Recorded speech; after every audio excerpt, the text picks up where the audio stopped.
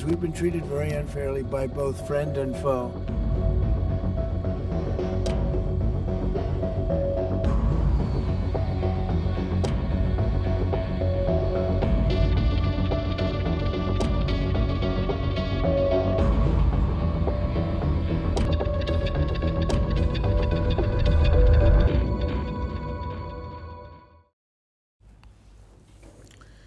There's absurd, there's nonsensical, and then there is Donald Trump's tariffs.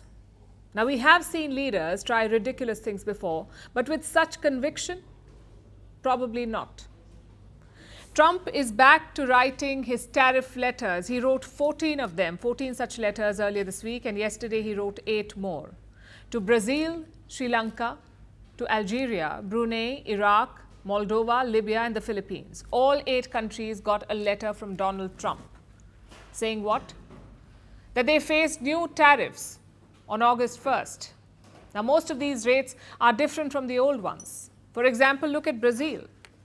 They faced 10% tariffs in April this year. Now they face 50% tariffs, 50% tariffs on Brazil. Sri Lanka is down from 44% to 30%.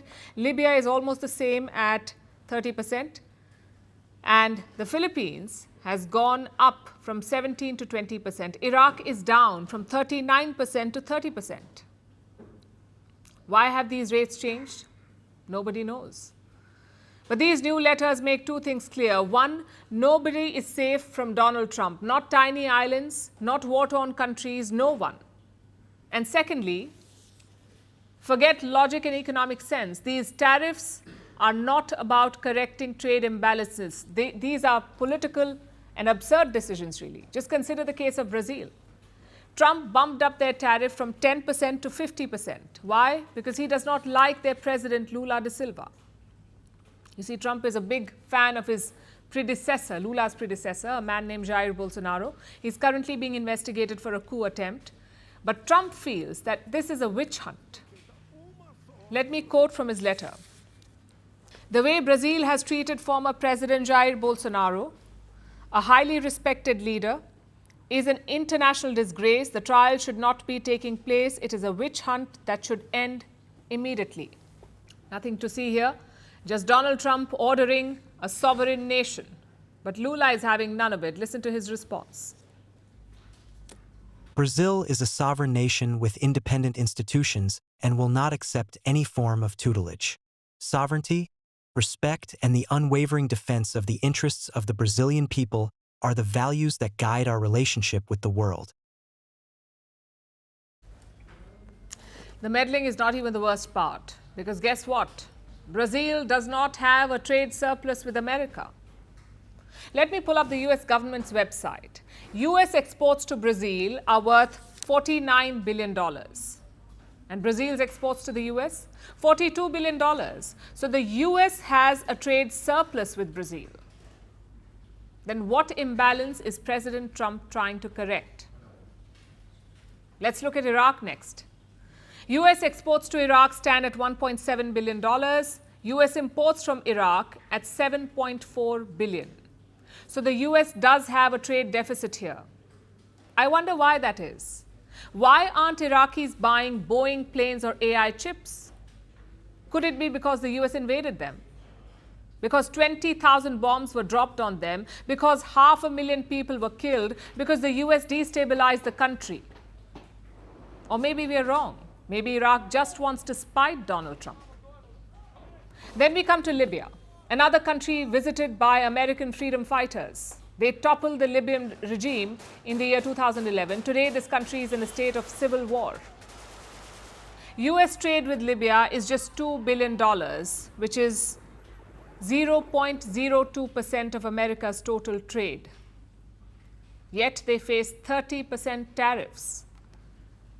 If you think that is absurd, look at Moldova. Tiny country, just under 3 million people. Moldova's trade with America? Around $180 million. Again, we did the math.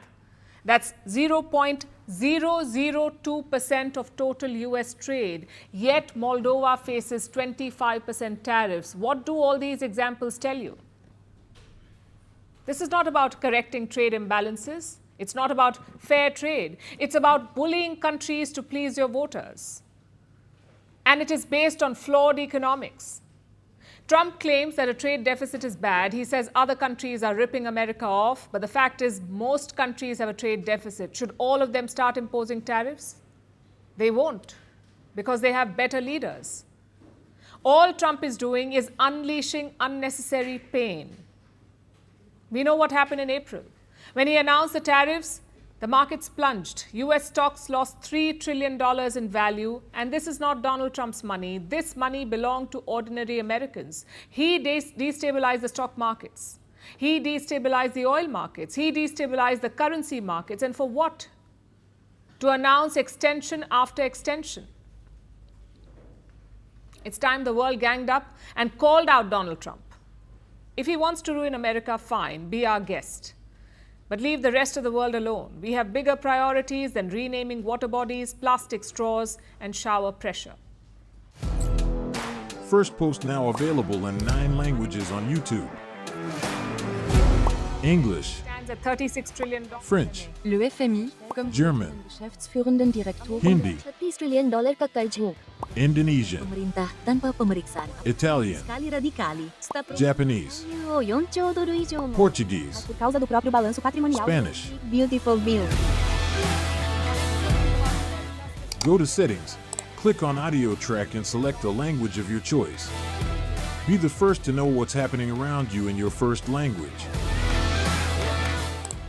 Firstpost.